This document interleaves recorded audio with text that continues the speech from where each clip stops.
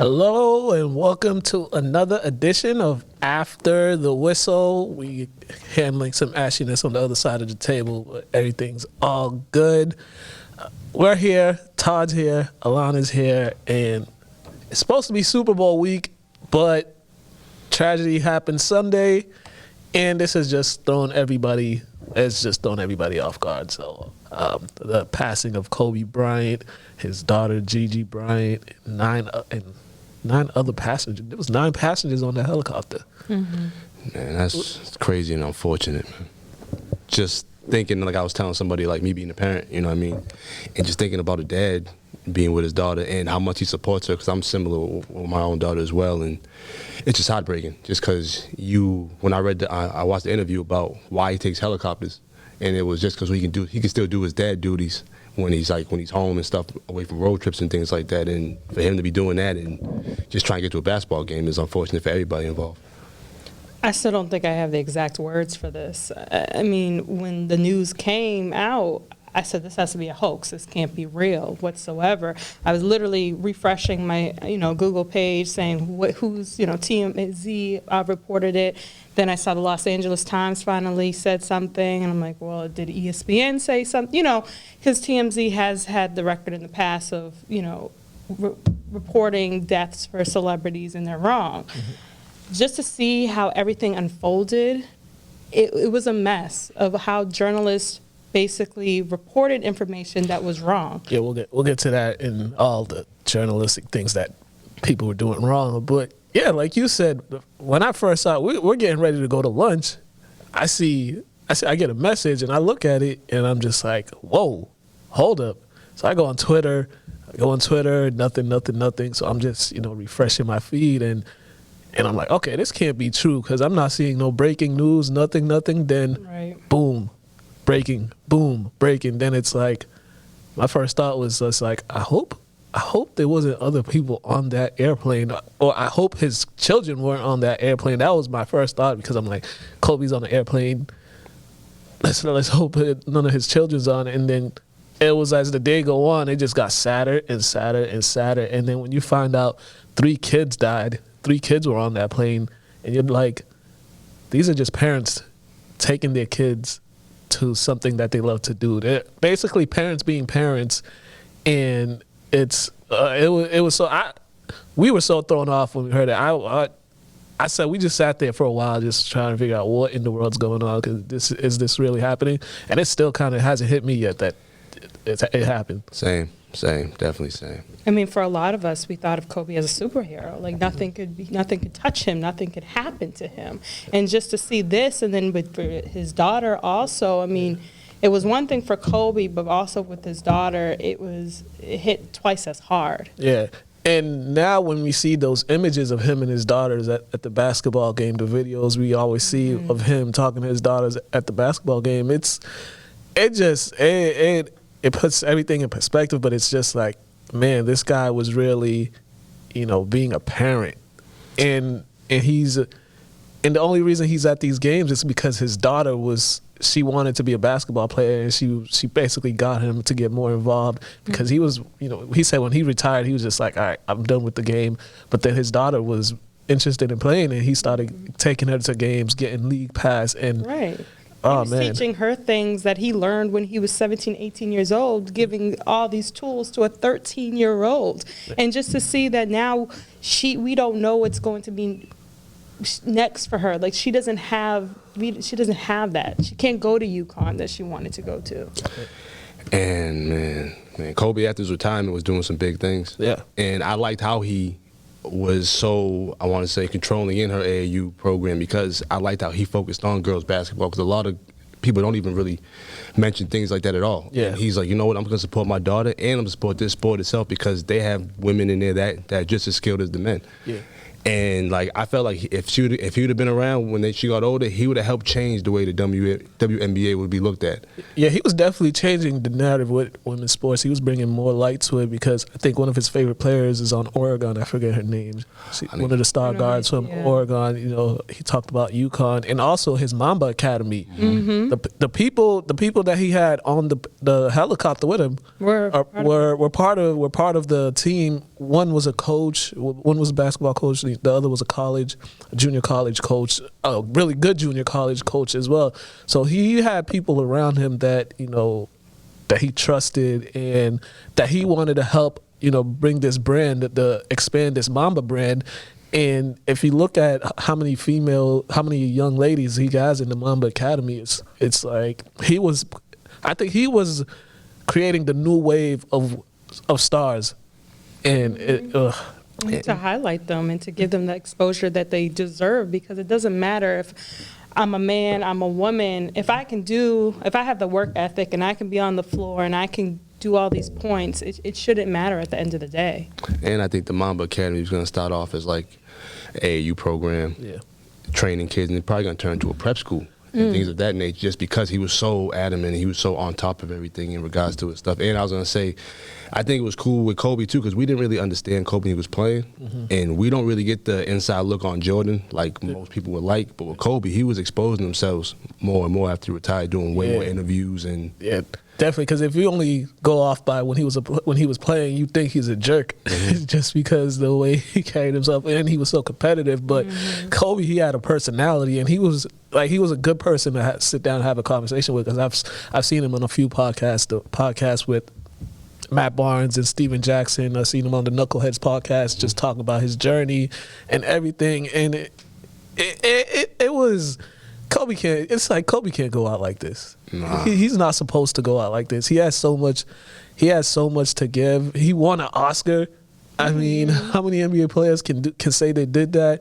And it was just like, not Kobe. He had so many to give. And if you know me, I'm anti-Lakers. I am. Both of us. I am anti-Lakers. Anything Lakers, I do not like. But it's you respect great players, and man, it was one of those things that, my goodness. And that's the thing. He devoted 20 years to the Lakers, and just to see what was going to happen for his next chapter.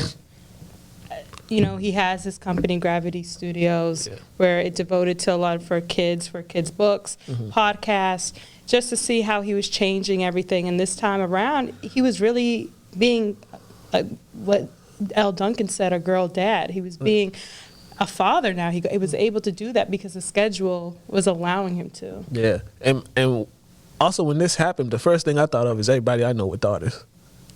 That was my first thought, is everybody that I know that have daughters, and it's like, if this could happen it happens to him, and I'm like thinking of all my friends, and my brother, he has a daughter.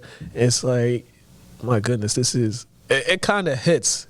It hits home to a lot of people. Yeah, especially if you're a hooper. I had some friends reach out to me last night, and I was just telling them, just thinking about Kobe and his daughter. Like, I haven't cried about it, but it does come close. You do feel those emotions in, because you wish that on no one.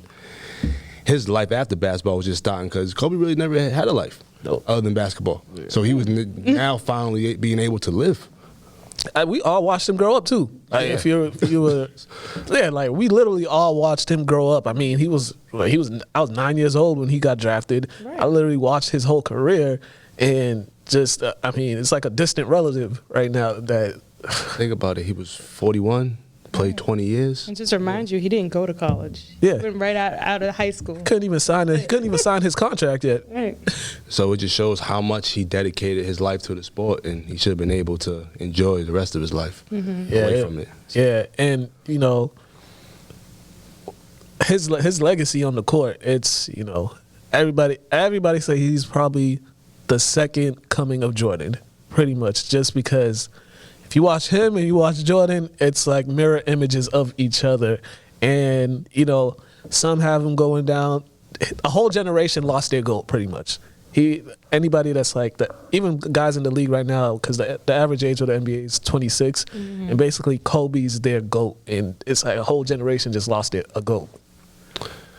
Yeah, man, it's just hard to explain. Like, only thing I give Kobe over Jordan, because Jordan's still the GOAT, but his footwork was incredible. Kobe's footwork was crazy compared to MJ's. Yeah. And also just to see his mentality about how he thought about the game and how he attacked every single game that was coming in L.A. or when they had to travel.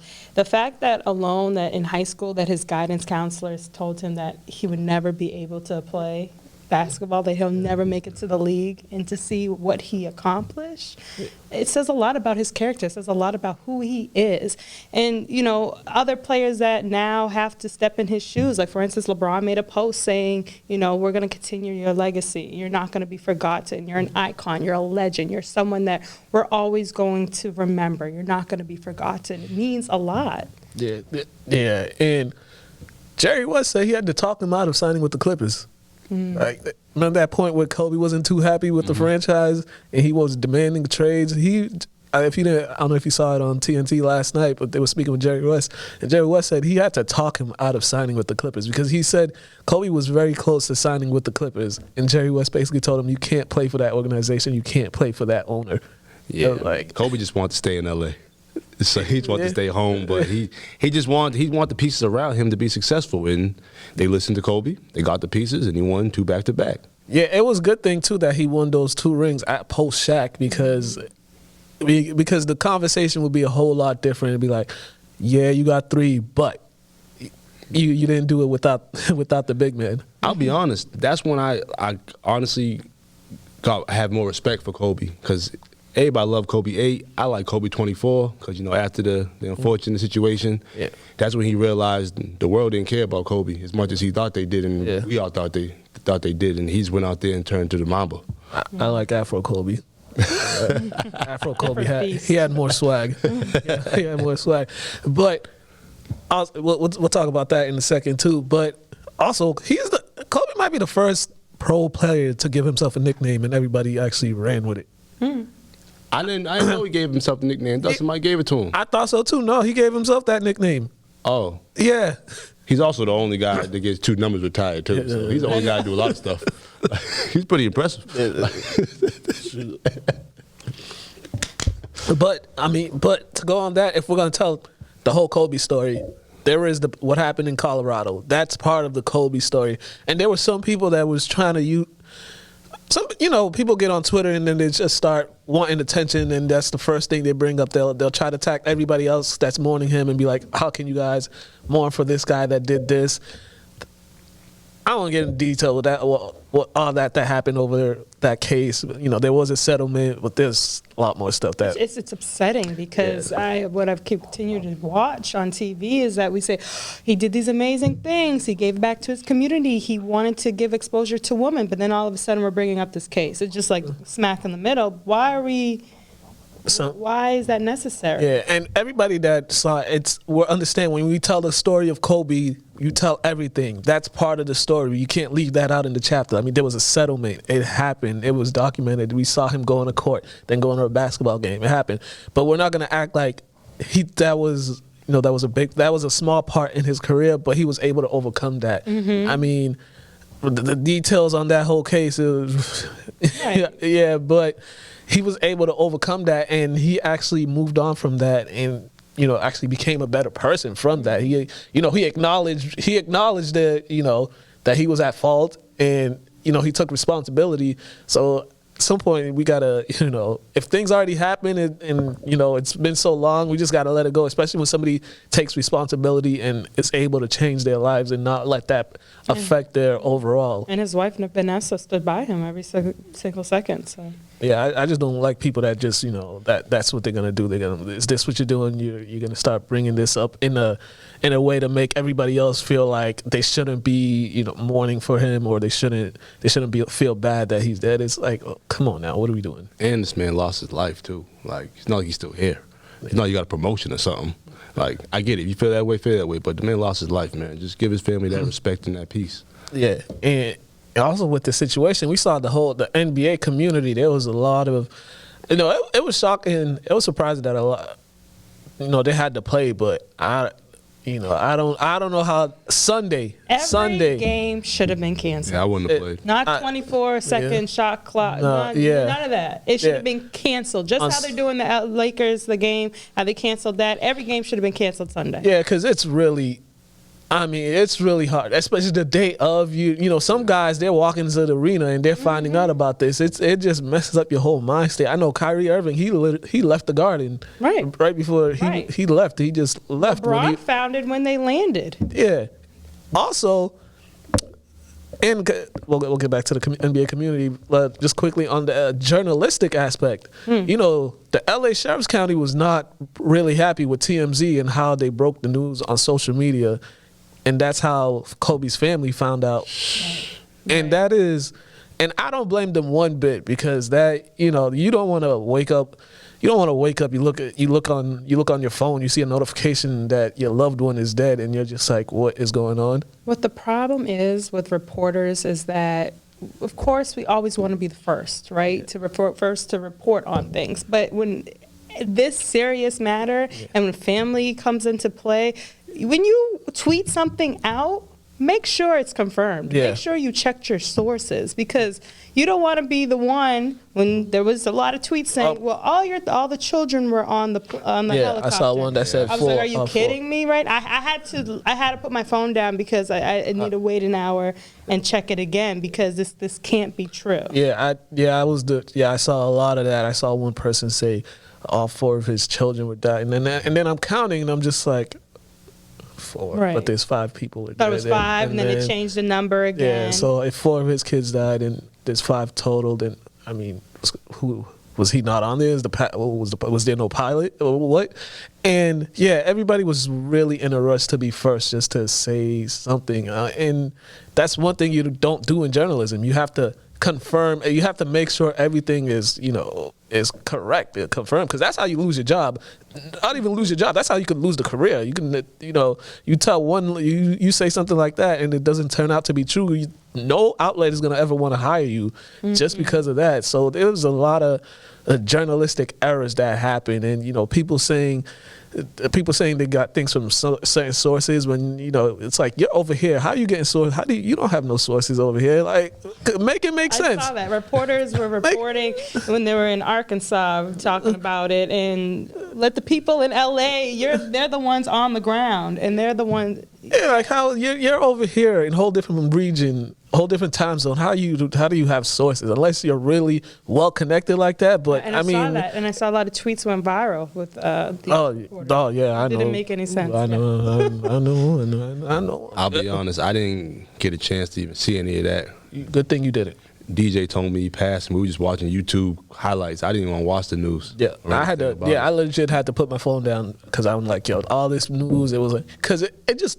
Bad. It was just a flux of bad news, and then I'm just reading people's tweets, and I'm just like, and it's just hard for me to watch like them do like the coverage at the site. Like, bro, like I'm not sitting here watching this. Like, he's already gone. Like, it's that was crazy. But that was a lot of you journalists out there. Y'all need to, man, y'all need to go back to journalism school or something, because some of the stuff y'all was doing the most. I know everybody want to go viral or something, but man. And that's the biggest thing that makes my stomach turn, the fact that this opportunity, I guess, for them to go viral, because they can tweet about this, and they use that because they're verified, and they use that as a leverage. It makes me report because you want to report the right things, report accurately. And you would think when you are verified, you would be more responsible. Right. You think there's too many journalists? No. Well, there is too. I mean, anybody. Sounds like to me. Not everybody. These days, you can be a journalist. You have a phone. You have Twitter. A lot of people think they're journalists, but not a lot are real journalists. Some of them are just, they want to be influencers, and some of them really have never put in the work to be actual journalists. Because I'll tell you for sure. Real journalists, they're on the local level.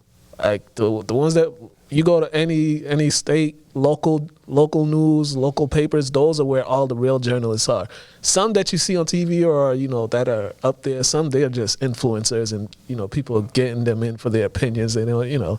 Because I was going to ask, like, I don't know if I'm saying this right, but aren't there, like, a form of, like, ethics when you go to reporting and things like that? Mm-hmm. Yeah. All right, cool. Yeah. And one of them is confirm everything. All right.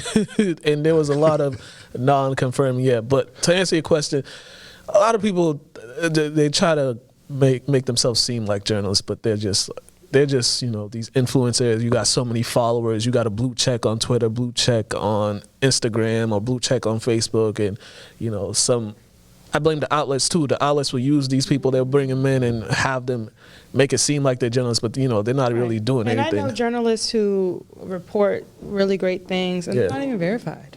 Yeah. And they don't even care. Okay. Yeah, because at the end of the day, it's about getting it right. You go into this business about reporting the truth, not trying to be an influencer so some outlet could pay you millions of dollars just so you could come in, do a little 5-minute opinion on a world breaking news that's happening, and go about your way. So that's and the worst thing too for the Bryant and all their families is that's the first time and last time you'll hear that.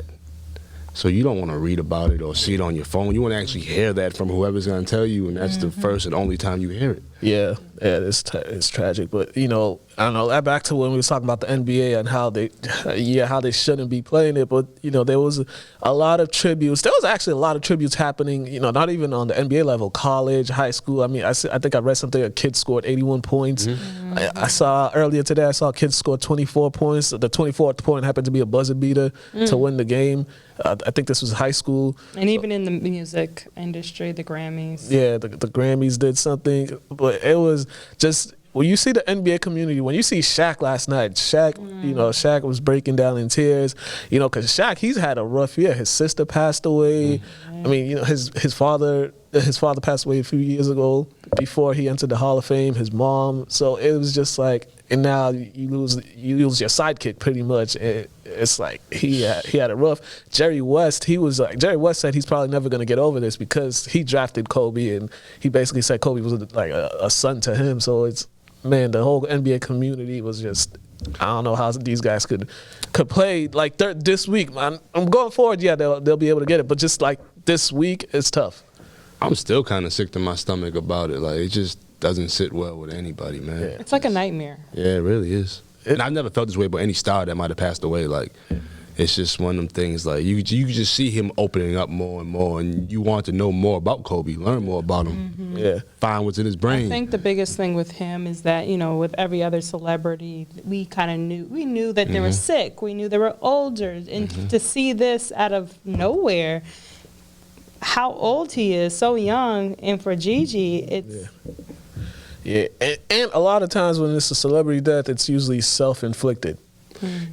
Yes. It's self-inflicted. This was just a tragedy. It was a tragedy, and I just saw some news, some more updates on that. They were saying, like, it was, the aircraft was the way it was too low to land. It was also foggy. Weather was a problem. Yeah, weather was They had to circle 15, 12 minutes around the local zoo there. Yeah. And now I don't know, different articles are saying that the pilot should have known to not reach that altitude to hit the cliff.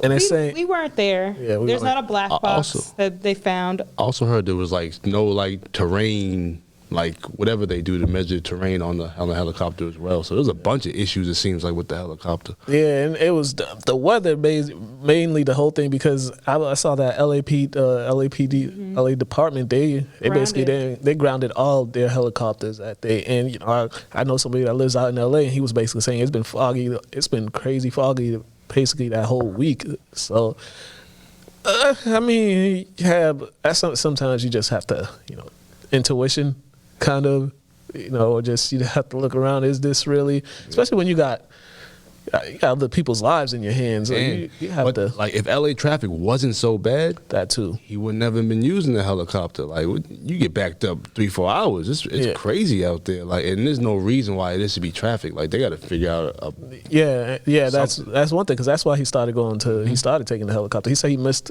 a play. Yep. Because he was stuck in traffic, so he had to do that. But it's kind of that is ridiculous how that traffic could be that much. Because I know you guys seen those videos sometimes of the LA traffic, the aerial videos, and it should never be like that at all. Traffic should never be like that anywhere. But my goodness, so the NBA is going to continue on. The Lakers Clippers game was canceled. They postponed it the game from last night. So we'll see what else happens. But I mean, I see the videos. I see them. I'm like, is this the Kobe's not dead? But yeah, you think he's not, but yeah, man, it's crazy, man. For the young ladies though, it hurts because I want to see what they was gonna be like in the future. Because you'd have heard about all those kids, not just Gigi. You'd have heard about the whole team Mamba doing something in the future. But it's unfortunate, man. Yeah, and you go through Kobe's page, his Instagram page, and you just see it's basically him and his family, dedicated to his daughters, his wife, and it's like, man, you really just. And I was talking to Mac a couple days ago, and I told him, I was like, situations like this, when people pass away a little early, I felt like he might have served his purpose on this planet. Yeah. Like, he did everything he needed to do at 41 years old, unfortunately. It might be, yeah. I ain't been this thrown off by death in a while. I mean, look at L.A. We're coming up on the 1 year anniversary of Nipsey Hussle passing away, and now this happens. And it's L.A. literally in a year span lost two of their icons. two of their icons, two community guys, and but just to see how they rise up and continue, you see all the locals in the streets and the videos that they're putting up, and that they're there at night in the nighttime chanting Kobe's name. It just shows that the community is coming together and making sure once again that he's not being left behind. You can't leave nothing behind. You can't tell the NBA story without Kobe Bryant. You can't tell the Lakers stories without Kobe Bryant. He's just still, probably considered the greatest Laker of all time. Yeah, he is. So how do you feel about the petition? Might as well. My thing is, you got Jay Rich as the logo, but he hasn't won compared to any of the real champions. Yeah, he's only got one? Yeah, one. It was a buzzer beater he won it by? Yeah. I mean, I seen the Kobe one with the jump shot. I thought that was the best looking one. I don't know if you saw it. Nah, but, I mean, he is considered the best Laker. Yeah. Why not? It should have been Jumpman years ago. Oh, yeah, def. But they're not going to do that. Yeah, they're not. So, I'm sure there'll be more tributes. The All-Star Game's a couple weeks away, so there'll be more Kobe Bryant tribute. But now that just, the All-Star Game's going to be a little weird now, too. This whole year's going to be weird. Yeah. Whole NBA season's going to be weird. Yeah, it definitely is. I wouldn't be surprised if the Lakers won it all. Yeah, I wouldn't. It's going to take some time to adjust. Yeah. So, I mean, rest in peace, Kobe Bryant. Rest in peace, Gigi. Rest in peace, everybody that passed away. That was just a whole sad situation. We do have to get to some football. It is Super Bowl week. Oh, yeah. Yeah. Yeah, I said the same thing. When I was putting this together. I'm like, this is probably the worst time to talk about Super Bowl. Like this Sunday? This coming Sunday. It's this Sunday. Wow. Everybody's in Miami right now. Yeah, everybody's in Miami, but it doesn't feel like Super Bowl week. It doesn't even feel like a Super Bowl's upcoming. But we got to preview this game that's going on between Kansas City and San Francisco. And first, what's you guys' first initial thoughts in this game? I think it's going to be a good one. Chiefs high-powered offense against 49ers defense in the balanced run. I think it's going to be a good one. A close one. I really do think that. Yeah. 49ers, I'm going with them. I'm still on the fence right now. I'll have my pick at some point on this show. But, yeah, this is definitely an evenly matched team. But my thing is, when was the last time a high-powered offense actually won a Super Bowl when they go up against a good or great defense? You know the saying, bro. Yeah. Defense wins championships. Yeah. So I couldn't tell you. Yeah, I think the last one was probably the Rams, the greatest show on turf. But that Super Bowl was a defensive game. Mm-hmm. It was. You won by field goal, right?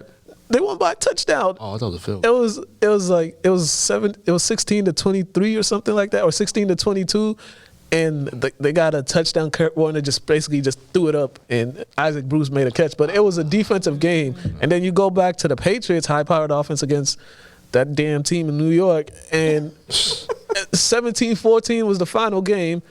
And you go all the way, and then you go back to 2013, the Broncos against Seattle, the Legion of Boom, and that was just a blowout. the Broncos' high-powered offense against the Seahawks' great defense, and it was the Seahawks that just even when the Bucks played the Raiders, yeah.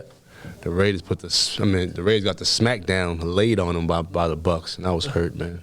Yeah, me too. I was hurt.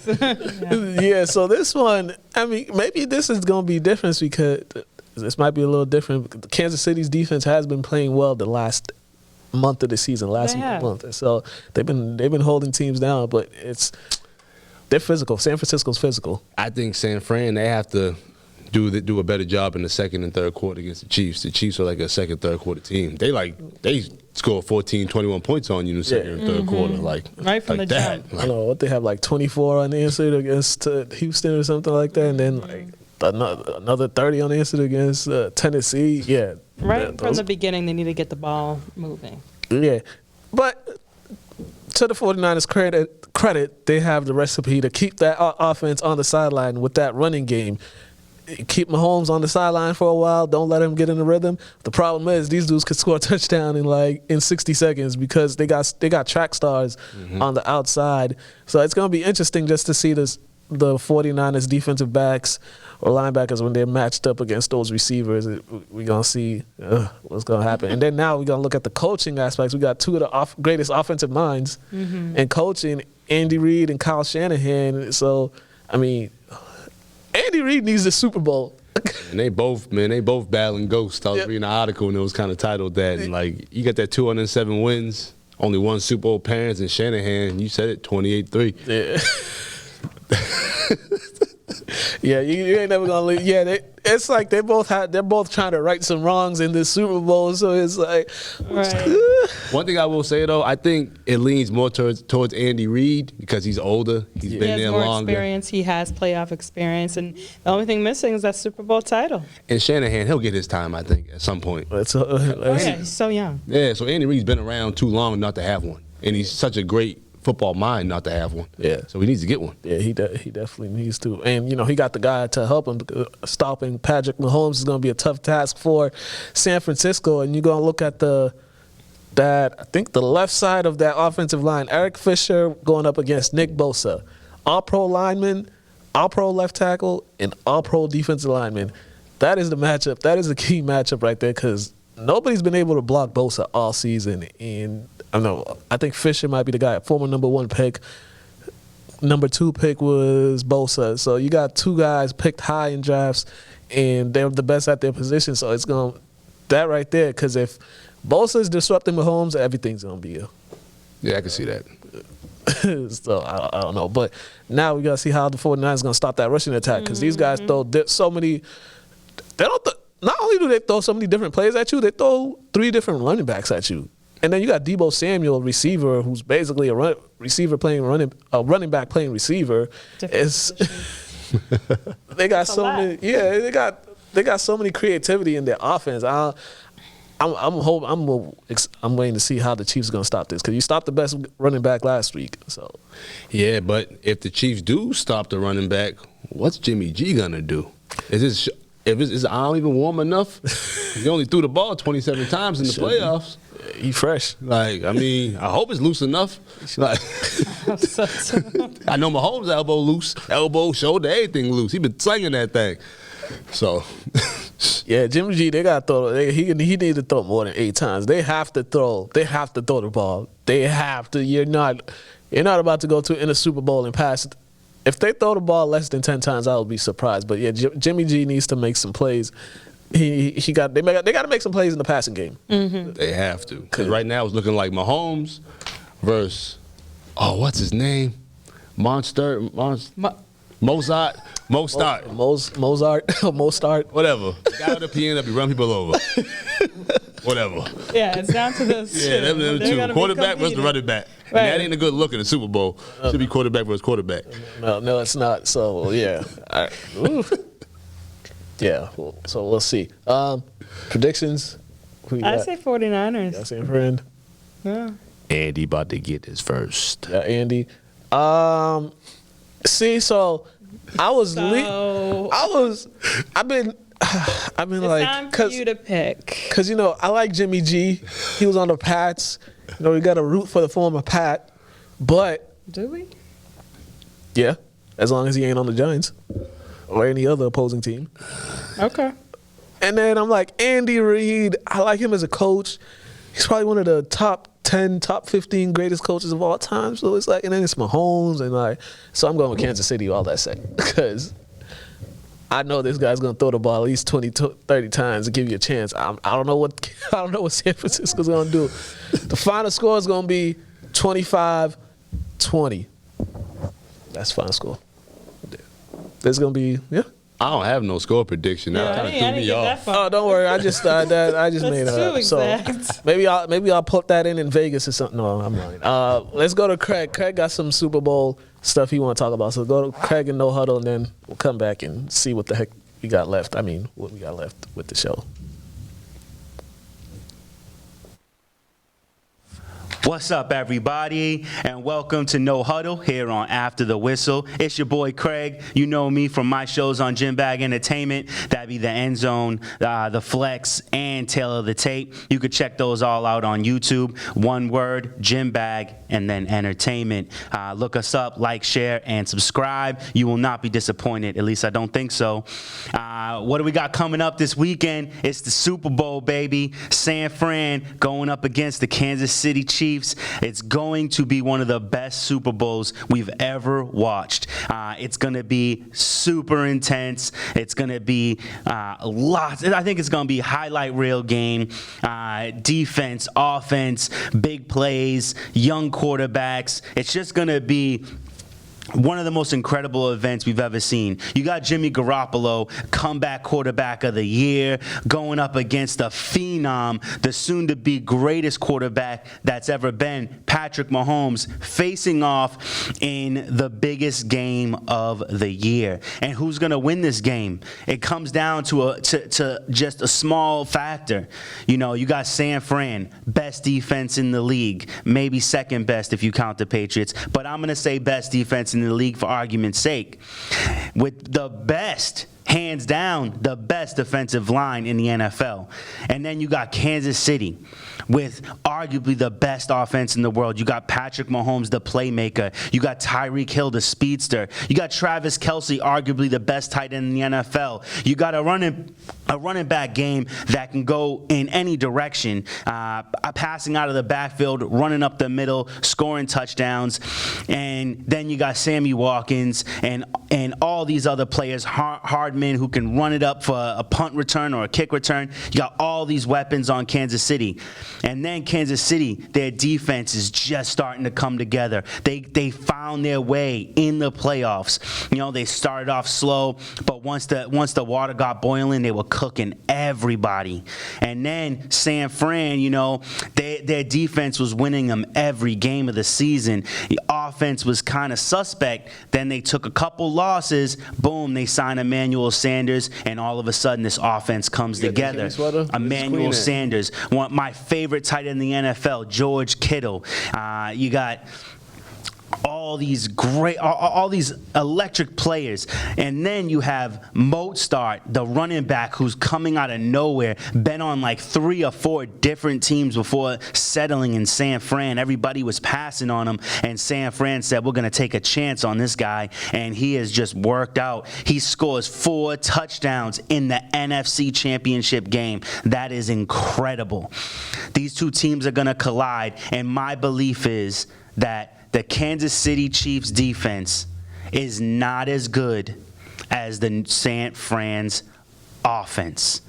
Now, the offense of Kansas City, the defense of San Francisco, I think they match up pretty well. The best of both on both sides of the fence. But when it comes to that other side, Kansas City's defense, I don't believe they can hold up against that San Fran offense. I believe Jimmy Garoppolo is coming into this game with 0 pressure on his back.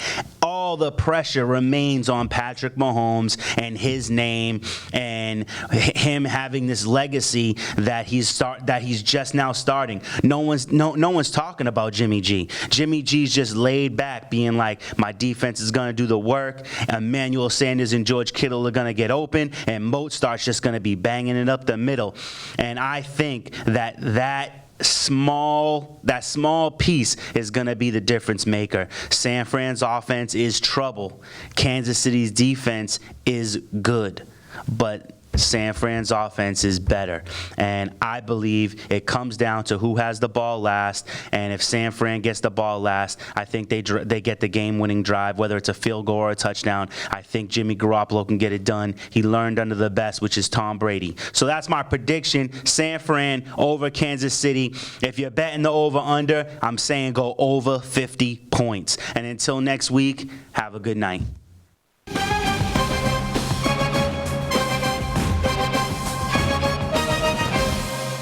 I don't know what Greg talking about. I'm betting under. Yeah. Going with the under. Hit that. All right, we got some more NFL stuff. We're just going to run through some of these stuff right here. All right, Eli Manning last week announced his retirement. And, yeah, we don't really care about Eli. We're only having this conversation because the whole conversation is Eli Manning a Hall of Famer? And I'm just looking at his numbers. I'm like, God, these are not Hall of Fame numbers. We already went over them like last couple months ago, I think. Yeah. I mean, you can't be in the Hall of Fame and you've only won. You're exactly 500. He has a 16-year career. Yeah, he has. Look at that. Yeah, I'm looking at everything. Okay. I'm just like how many times he's made the playoffs like 3 times or 4 times in 16 years. That's not good. And his completion and like attempts and yards, and he'll tell you like it's kind of in his like a touchdown, interception. It's like what? He's definitely not a Hall of Famer. He's a New York Giants Ring of Honor Hall of Famer, but as far as Pro Football Hall of Fame, no, he's not. I mean, you just can't be in the Hall of Fame, and you've missed the playoffs for so many times. Granted, you got 2 Super Bowl rings, but it took you guys had to get hot. It's 16 years, 2 Super Bowl rings. How many? I think he got like 4 playoff appearances. 4 playoff appearances. That's not an NFL Hall of Fame quarterback. If you just think about it like that, that's definitely not. You got to at least make the playoffs 80% of your career, or at least have gaudy numbers. You don't have either one. You just played a long time. I think he got like 10 postseason games, career postseason games, something like that. But to the caliber of, for one, the quarterbacks we have in this league now that make it to the playoffs almost every year, and the Hall of Fame caliber quarterbacks, he's not in the middle of those. No, he's just a New York Giants Ring of Honor. And if Eli Manning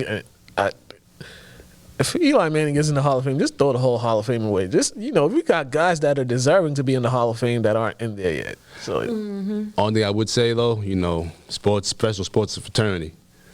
And them boys were raised in it. Yeah, this is true. So, but Eli Manning is not a Hall of Famer. Just want everybody to know that. And this isn't even me being a Pats fan hating. I'm just sticking with the facts and looking at his numbers. That's not Hall of Fame numbers at all. That's a really good above average quarterback numbers. He just happened to win 2 championships. Yeah, pretty much. They got a bunch of those. A bunch of those that are working at ESPN and stuff like that too. So what's the problem? On to Kareem Hunt. All right, so Kareem Hunt, a traffic stop with Kareem Hunt last week. This thing could have got worse than it was, but I don't know. Yeah. But the cop was really, having a deep conversation with the cop. The police officer was doing his job and advising and not being gun-ho about trying to, get this guy locked up or anything, because some be gun-ho, but he was actually being an adult and talking to him. And if you watch the whole dash cam tape, it was basically, just be like, basically the cop was telling him, he's like, yo, you have a second chance. Come on, man, don't mess this up. Pretty much. I was happy when I was reading it, because I know some people, it should have been handcuffed and thrown in the slam, and you would love to see a multi-million-dollar man have that happen to him. That's what you guys want when any professional athlete gets arrested or gets pulled over. Yeah. But God forbid you have cops that have a heart, that actually care about people, actually want to know how they're doing, that empathize with them. So I'm all for it, man. We need more cops to show this side of them, so society stop bashing all other cops. You know what I mean? So because that was a great interaction between. That shows you how to get. That's how all cops should. Yeah, that's how you interact with a human, right? Or an adult. And if you realize he was that incoherent, then you'd have no choice but to arrest him if he couldn't even hold that conversation. Yeah. Man's holding a legit conversation with you, just trying to get home or wherever he's trying to go. Yeah, so I mean, He had to catch a flight or something. Oh, something. yeah. So Kareem Hunt, come on, man. Come on, man. You need another person. Don't be having all. You got an open bottle. Yeah, marijuana. He's yeah. wild. Like, bruh. He said off season. He said he was having a good time. I'm like, you couldn't keep that stuff back to where you were. You can't, like we all have a good time, but we don't bring the goods to the vehicle. This is true. Keep the evidence where it's at. Come on now. All right. All right. And lastly, we was gonna talk about the Saints, but we ain't gonna talk about that. Can I just clear up my statement real quick? Yeah. About the ESPN analyst. Nothing against y'all. Just saying Eli ain't one of y'all. Y'all better than him. What he said. We was gonna talk about the Saints and this whole. I mean, if you want to give them a quick synopsis of what's going on, or should we move on? What you talking about? The Saints. The Saints in the Catholic Church. There's covering up some stuff that the Catholic Apparently, Church. there's been 276 documents that they found that links to the Saints, and they're dealing with it right now. Everything is undisclosed right now, and they're trying to do damage control. As someone across from me just said, the Catholic Church has been around for how long? And Undefeated. there's still, and stuff like this still happens, and for some reason nothing really ever happens. So I don't know why the Saints getting involved in this. I don't understand why they got involved in this, but this is just not a good look. For the Saints especially. Yeah. Granted, the Saints are just lucky that they're not the Patriots, because this be news for a month or two. So, but yeah, come on now. New Orleans Saints, get it together. Lastly, Freddie Kitchens, he's a tight ends coach now. He's he found a home. Found a home with the New York Giants, and it looks like New York Giants are putting together an interesting coaching staff. Yeah, I mean, I like this because he 8 years as a tight ends coach. Why not? Mississippi State, Dallas Cowboys, Arizona Cardinals. So he was going through the maturations of being a head coach the past couple years. Right. He with it. He did it. It failed. Go back to what you're good at. Yeah, and it's good for him to get out of Cleveland too. He was set up to fail anyway. So now he could work his way up, understanding the coaching, and maybe one day he could get another coaching job and do a better job. But yeah, good for Freddie. Exactly. He has the experience. Yeah, I don't rock with you because you in New York, so you kick rocks. All right. NBA news. We got some NBA news. LeBron James, he passed Kobe Bryant for third on the all-time scoring list. It's kind of crazy, too, because LeBron said he had literally spoke to Kobe after the game about it, and Kobe put a post about it. And, this is, LeBron James is probably one of the few number one overall picks that's lived up to the hype, because the hype was crazy. But he's actually lived up to the hype. We've seen so many not live up to it, and it's good. It's good for him. Good for LeBron. Yeah, I'm not surprised about this. He played long enough. Yeah. So the only thing, he might not catch up to Kareem. Yeah. So he might not catch up to Malone either, because just don't know how many more years he wants to play. So I mean, he probably gotta have to play like another 4. And he doesn't have to chase any rings either. Malone was kind of chasing rings in his career, so that's why his numbers also up a little more. Yeah, but shout out to LeBron. Mm-hmm. Even though your friends were calling me a hater a couple weeks ago, but whatever. You and your cult. Because I reposted him getting dunked on, and I said, every time someone gets dunked on, I put on my IG, they got baptized. This goes to everybody. And, the LeBron cult came after me and started calling me a hater, and I'm just like, bruh, everybody didn't see this? Like, are we not watching the same thing? Yeah, he was better off just standing there. Because he wasn't even nowhere. He should have done what Magic did to Julius Erving and catch him in the air. Oh. That would have looked a lot better. Yeah, he could have did that, too. Bro, strong enough. Yeah, right? All right. Zion Williamson, the hype is real. The hype is definitely real. The hype is real. He's actually put together a stellar couple games. I mean, he had 21 points against the Celtics on Sunday. And, his debut, he was, I was watching the game, then I fell asleep, and I woke up, and I woke up and I see he went crazy. Quarter. Yeah.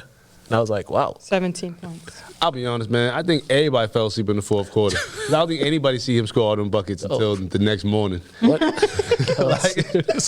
nah, you right. You right. Like we were expecting him to do something, you know, first, second, third quarters. Oh man, He took a minute for him to get his groove back, and he got it. But that's the good thing about the NBA. It's a long game, Right. and the guy could not do anything for 3 quarters, and the last 5 minutes give you 18 points. That burst of energy. And you know that minutes restriction stuff, playing him 4 or 5 minutes at a time is annoying. But you know, he's shown the game against the Celtics. He's shown his explosiveness because he was just doing what he was doing in Duke. He was just. One thing I was worried about though, with him coming back, is how he would affect the Pelicans on the floor. And they outscore opponents by 19 points with him on the floor. And they get outscored by 30 when he sits. So, with that being said, just walk on the court, brother. Yeah, keep him on the court. And if we look at the production, 22 points, 15 points, 21 points, 14 points, 53% from the field, 56% from the field, 77% from the field, 72% from the field. So, granted, this is a 4-game span, but he showed you that he's NBA ready. And people just need to stop talking about his weight and all that stuff. I mean, the guy's been that big his whole life. I mean, he knows he's big and he probably got to lose weight. But let's not act like we've never seen NBA players that size before that play. Like everybody's making such a big deal about it, but it's like, yo, I feel you though. But like when Larry Johnson came, he was a physical specimen. Jack Diesel, even Barkley had some not much tone to him, but he was big. Mm-hmm. And I get it. Williamson is bigger than most human beings that are 6'6". But Zion's not a problem, though. You know what I mean? He's scoring the points. Oh, yeah. Weight should not be an issue. He's tall. But it's the 82-game schedule. Yeah. Can your bones and your body we're going to have to see. So. Hey, man, just, go on a vegan diet or something. I don't know. I don't know. That's what people suggest. We got 7 minutes left in the show, so let's go to this Kobe Bryant top 10 play I put together. We're going to go to Kobe Bryant top 10, and then we'll figure stuff out. This is, top 10.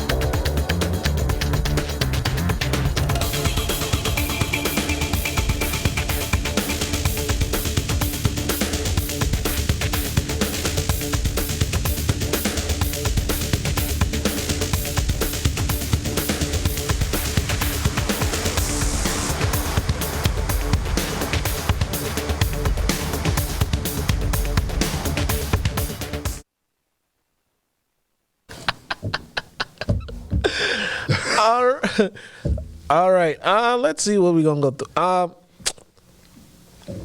Y'all won last night, right? Oh, yeah, 11-1. We beat them by like 20. We play Fenwick tonight. Big one at Fenwick, 7 o'clock. Yeah, they clinched a state tournament bid. So a few teams have clinched state tournament. St. Mary's clinched one. The boys clinched one. English boys. Lynn Classical, they're 1 game away from clinching. So Lynn's gonna have a good representation in the state tournament, which is good. And then hopefully a few of them get to the Garden, but we'll see. All-Star game starters. All right. I thought Jaylen Brown should have been a starter or Jimmy Butler, but apparently they did not make the the starting lineups. The reserves are going to be announced this week. Trey Young. Yeah. Ben Simmons. Yeah. I mean, there's 14 players they still need to pick. But I got but the Trey Young as a starter. I'm a Heat and Celtics fan, so I'm all for Butler being a starter because he changed how that coach he brought that culture back to being a Heat team. Like that high nose heat stuff Pat Riley loves. Yeah. That's what Butler brings, and he's been killing. And they've been a surprise team this season. They're number 3 in the East right now. You know, a lot of people didn't think they were going to be this good this season, but I mean, Jimmy Butler's kind of changed that. And I'm looking. The only two I got an issue with is Trae Young and Pascal Siakam. I mean, Siakam maybe he could be a starter, a reserve, but he's missed so many games. And Trae Young maybe he could be a reserve, but come on, you guys got like 2 wins. You putting up the numbers, but you guys got like 2 wins. But you know, like how much say do the fans have still? I remember that year when Vince Carter didn't even play, and he was in the All-Star game. Like, Yeah, so I don't know, but yeah. So the reserves are going to be announced tomorrow, but I think the Celtics should at least have 2 or 3 because I think Tatum has kind of played All-Star level. Jaylen Brown, seriously, he's played. If you look at his numbers this Definitely should be in season, the he should be on the. But every year there's a couple players that get left out. Yeah. So, you know, he has to pay his dues Earn his stripes. like Dame did, but, you know. Yeah. College basketball, Khalil Whitney, the 5-star recruit from Kentucky, he's leaving the program. I guess it wasn't a fit for him or I mean, Good luck for you. I didn't even. yeah, I saw this the other day, but I mean, this just kind of goes to show you when you go to these programs, it's not always the best fit. Did he even get on the court, though? Because That was one of the His role was problems. diminished. He didn't play a lot of minutes. The coach benched him a lot. Yeah. I mean, if you're going to go to Kentucky, you got to be one of them dudes. And Maxi's out there killing. Yeah. I don't know if he's a shooting guard as well. I figured he might be. He's a shooting guard. Oh, yeah, Maxi got that sold up, brother. Good luck at your next destination. And I mean, though. he even tweeted in his tweet saying the best position possible as I continue to develop and work towards my ultimate goal. So he wants that he wants playing time, ultimately. I mean, you at Kentucky, brother. Like, you're a freshman. You might want to see what happens after your freshman year. Some guys might leave and Yeah. walk into the position. I mean, some people just want to lead so quickly. They just they And can't take it. some people want to be the guy so bad. You know what I mean? Like, you go to Kentucky, you're playing with a lot of high-profile players. So just do what Coach asks of you, get better every day, and I'm sure it'll work out for you. You're playing with Coach Cal. You should be happy that you have that opportunity just to play and be in. Or maybe you should work harder. And he probably doesn't know or forgot, Enes Kanter went to Kentucky. He didn't play. Didn't even play the whole year. He in the league, Right. doing all right. Right. Yeah. Because Kentucky can, just the name alone, put you on the. Or just work harder. And, there's practice where you could bust the person in front of you. So, yeah. That's Pedro over there. We could hear him. He's yelling something. So, I think that's our cue that we got to go. So, yeah, that's our time here. We back next week's February. Are you about to make me cry? We know what we about to do. Kobe. We out of here. Rest in peace, Kobe Bryant.